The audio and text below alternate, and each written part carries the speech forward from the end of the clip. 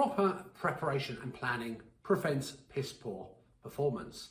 That old army adage has a great degree of application in the world of business. Why is it that so many businesses are very poor, very bad at planning, and why still a significant number of businesses do not embrace the concept of planning? Hi folks, my name is Mahmood. I'm a business finance coach, accountant and tax advisor running a company called I Hate Numbers. My mission over the last 28 plus years has been helping businesses make more money, aspire and achieve the businesses they want, save tax, save time, reduce their stress and anxiety, and increase their financial knowledge and understanding.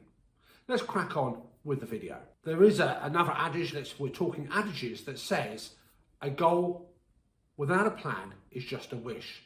Planning, not a plan in itself, has a great degree of benefits that we can bring. It reduces stress. If we have some greater certainty of what lies ahead, if we know what the financial impact will be of the decisions we are likely to make and will be making here, that gives us greater clarity, greater control, greater ownership, and it also gives us the ability to generate greater value, make more profits, and become a sustainable and growing business. So why is it, with that in mind, why so many businesses fail to embrace that? And I'm going to outline a few of those reasons as to why businesses are very poor and bad at planning. Number one, if we're going to engage in an activity, if we're going to have a mode of behaviour, then we need to understand why we're doing that. What are the benefits that planning will bring to us? And I think a great deal of business owners don't necessarily appreciate the benefits that planning can bring to them.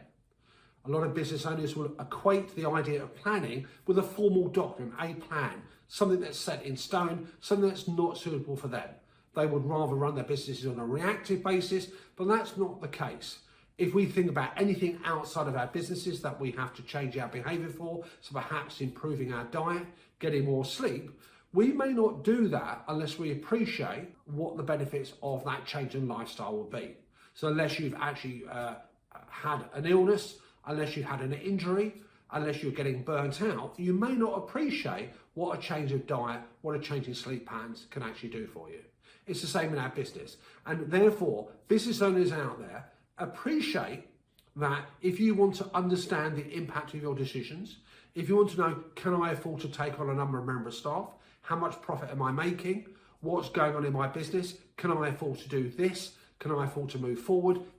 What's the impact of the pivots that I've got? Then unless you've got a plan in front of you, an operational growth plan expressed in financial terms, you will not necessarily engage with the benefits that planning can bring to you. A second reason why businesses are poor at planning is a misunderstanding of what planning actually involves.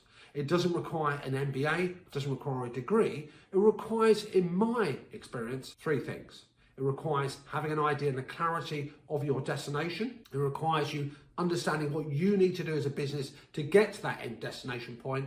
And it thirdly requires you to be able to translate that activity into financial terms. That's the approach that I adopt with all my business clients when we put together a financial plan and a financial strategy for them. Even if you don't have clarity on those goals, even if you don't have clarity on that outcome, the very process of planning makes you challenge, makes you question, and makes you arrive at that degree of clarity. Number three, it may be business owners will feel, I have no idea what's going to happen in the future. I have no idea what products I'm going to sell. I have no idea how many people will buy them. I don't actually have the data around me. Well, that's easily solvable, folks. Investing in good, robust digital accounting software. For example, many of our clients will use Xero. We will set them up with systems here. You can capture data. You can connect that to a whole number of applications, whether it's your website, your shopping carts. You can gather that data, and that data will help formulate and help you put together what that future might look like and what that data is going to represent in terms of patterns, in terms of what things are costing.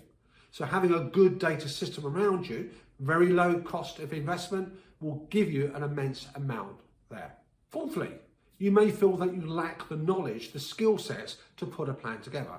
Well, that's easily solvable. There are many agencies out there. You could talk to your accountants. You could even drop us a line and we could help you. But talk to your advisor, talk to your accountant, Talk to your network here, and you can access and bring in that expertise that's going to help with you come up with that financial route map that you need. What are the other stumbling blocks? That element of what a plan represents, or your planning mindset, is not about a prediction with 100% clarity.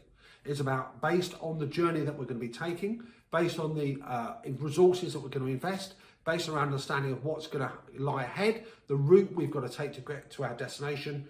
We're going to be having that translated financially. You understand your business better than most people, and therefore you should be able to come up with that planning mindset to actually make it happen. Other reason, it may be another reason why people are very poor at planning is because plans that are done for whether you're a startup business or a growing business, you've got aspirations. It may be you produce that plan and then you leave it alone. And therefore, you're not reviewing it, you're not monitoring it, you're not gauging your progress against the plan that you'd actually formulated in the first place. Unless you measure your progress against the milestones that are likely to unfold, you won't actually know what degree of progress you is. So therefore, not being able to monitor and review prevents also a situation where you're going to come unstuck. Lastly, let's talk in terms of what planning involves. Planning is about looking through the windscreen of your business, not through the rear view mirror. Being aware of what might lie ahead enables you to make contingencies, enables you to engage in that what if scenario. So therefore, if we go back to the old army adage here, army units operate very successfully because when they come up with an idea of what that plan will look like, they will come up with options. What happens if these circumstances arise? How do we cope with it? So it's not just reacting to one set of circumstances, it's having contingencies in mind as well. And that's what a planning mindset and that's what a planning approach will do for you. So folks, I hope you found this video useful. I'd love to hear your feedback. Do you agree with those points? What are your thoughts there as well? Plan it, do it, profit. Until next week, I'll see you on the other side.